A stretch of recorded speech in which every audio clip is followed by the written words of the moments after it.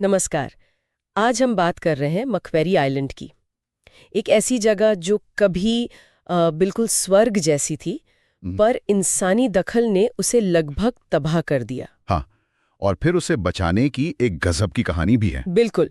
हमारे पास एक YouTube video का ब्यौरा है जो इसी कहानी को बताता है, कैसे 1810 में खोजा गया ये द्वीप कुछ अनजाने में लाए जानवरों की वजह से तबाही के कगार पर पहुंच गया। और फिर कैसे उसे वापस ठीक किया गया। एक असाधारण कोशिश थी वो। तो चलिए इसी स्रोत के सहारे इस पूरे सफर को समझते हैं। शुरुआत कैसे हुई थी इस द्वीप की? मतलब जब ये मिला था तब कैसा था? देखिए, जब 1810 में से खोजा गया तो ये एक अलग ही दुनिया थी।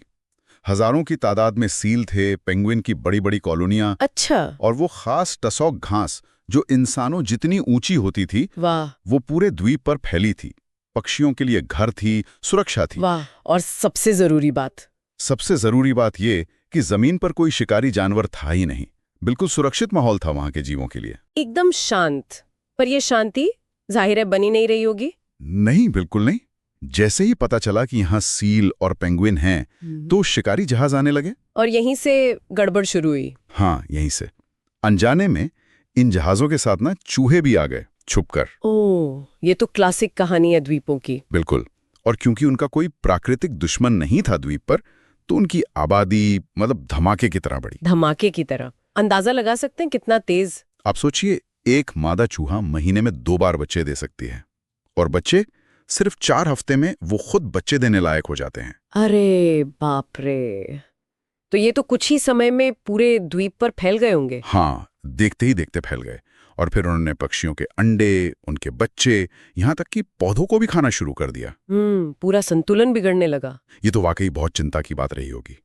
तो उस वक्त कुछ किया नहीं गया चूहों को रोकने के लिए? किया गया, सोचा गया एक समाधान, लेकिन वो समाधान वो खुद एक और बड़ी मुसीबत बन गया। अच्छा, क्या किया गया? चूहों को काबू करने के लिए द्वीप पर बिल्लियां छोड़ दी गईं। सोचा कि शिकारी आएगा तो चूहे खत्म।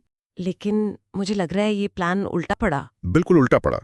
ये दूसरा बड़ा विनाशकारी कदम था। बिल्लियों ने क्या किया कि मुश्किल से हाथ आने वाले चूहों के बजाय जमीन पर आसानी से मिलने वाले समुद्री पक्षियों को पकड़ना शुरू कर दिया। नहीं, पक्षियों को? हाँ, अंदाजा है कि हर साल करीब 60,000 समुद्री पक्षी इन बिल्लियों का शिकार बन रहे थे। 60,000? ये तो बहुत बड़ा नंबर है। बहुत बड़ा। और इसी चक्कर में मैक्वेरी आइलैंड पैराकीट नाम की एक पूरी पक्षी प्रजाति वो हमेशा के लिए खत्म हो गई, विलुप्त। ओहो। और चूहे, उनका क्या हुआ? चूहे वो तो मस्त घूम रहे थे। बिल्लियां उन्हें खास पकड़ नहीं रही थी, तो वो अभी भी बढ़ रहे थे। कमाल है, एक प्रॉब्लम सॉल्व करने चले, दूसरी उससे भी बड़ी खड़ी कर ली। और कहानी यहीं खत्म नहीं हुई है ना, खरगोश भी तो थे। वहां तीसरा झटका वो आया एक जहाज के टूटने से। उस जहाज पर नाविकों ने खाने के लिए कुछ खरगोश रखे हुए थे। अच्छा। जहाज टूटा, खरगोश बचकर द्वीप पर आ गए, और खरगोशों ने तो समझिए द्वीप का चेहरा ही बदल दिया। उन्होंने क्या किया? उन्होंने वो सारी टसॉक घास और बाकी छोटे पौधे चढ़ डाले। द्वीप की जो हरी चादर थी ना, वो उतरने लगी और रेगिस्तान जैसा दिखने लगा। पर बिल्लियां थी ना, उन्होंने खरगोशों को क्यों नहीं खाया? ये भी एक अजीब बात है। ये बिल्लियां पालतू बिल्लियों की वंशज थीं, कोई खूंखार जंगली शिकारी नहीं। तो वयस्क खरगोश उनके लिए बड़े शिकार थे। अच्छा। जबकि पक्षी जो जमीन पर घोंसले बनाते थे, वो बहुत आसान टारगेट थे। तो बिल्लियों ने पक्षियों को चुना। तो खरगोशों को कोई रोकने वाला नहीं था? कोई नहीं। उनकी आबादी बढ़ते बढ़ते कहते हैं 1 लाख से भी ज्यादा हो गई थी। 1 लाख खरगोश? तो अब द्वीप पर चूहे, बिल्लियां और खरगोश तीनों का राज था। हाँ, और तीनों मिलकर उस इकोसिस्टम को तबाह कर रहे थे। खरगोशों ने घास खत्म की तो मिट्टी खुली हो गई। और फिर बारिश? हाँ, बारिश के पानी से मिट्टी बहने लगी, कटाव शुरू हो गया, और 2006 में एक बहुत बड़ा भूस्खलन हुआ। भूस्खलन? उसका क्या असर हुआ? उसमें पेंगुइन की एक पूरी कॉलोनी दब गई। सैकड़ों किंग पेंगुइन मारे गए। ये एक तरह से इकोलॉजिकल कोलैप्स था। हरियाली खत्म, पक्षियों के घर उजड़े, जमीन खिसकने लगी। ये सुनना ही भयानक लग रहा है, मतलब पूरी तबाही। लेकिन फिर उम्मीद जागी। इसे ठीक करने की कोशिश हुई। बिल्कुल। ऑस्ट्रेलियन और टास्मेनियन सरकारों ने मिलकर एक बहुत ही बड़ा महत्वाकांक्षी प्लान बनाया। क्या था वो प्लान? पहला कदम क्या था? पहला कदम था बिल्लियों से निपटना।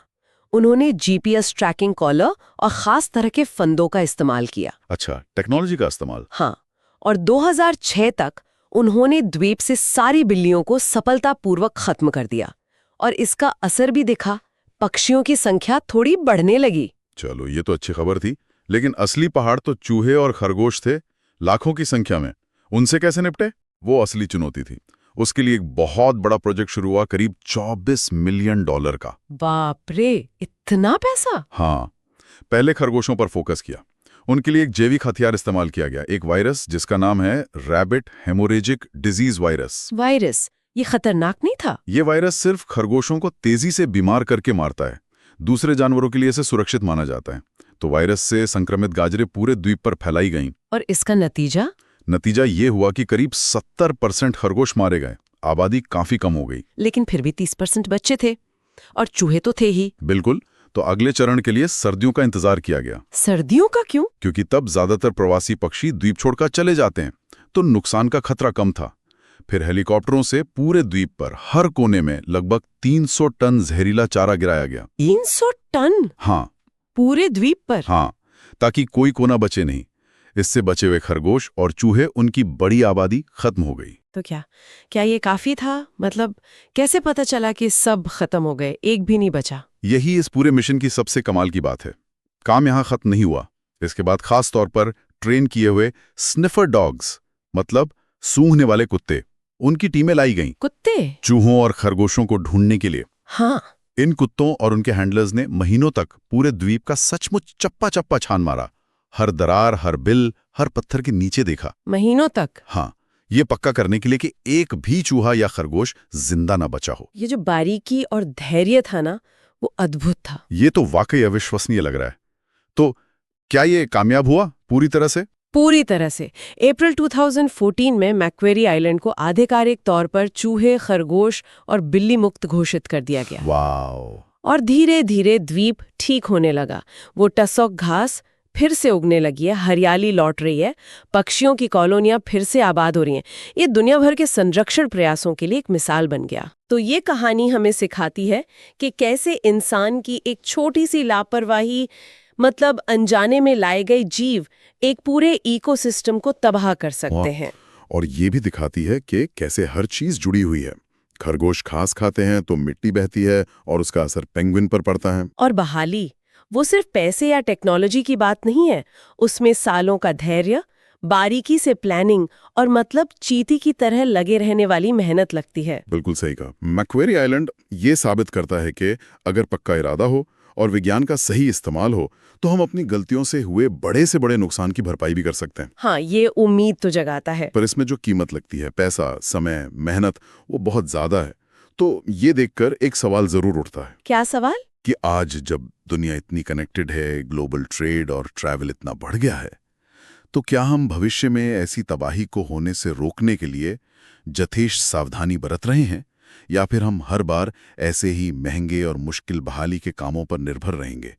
ये सोचने वाली बात है।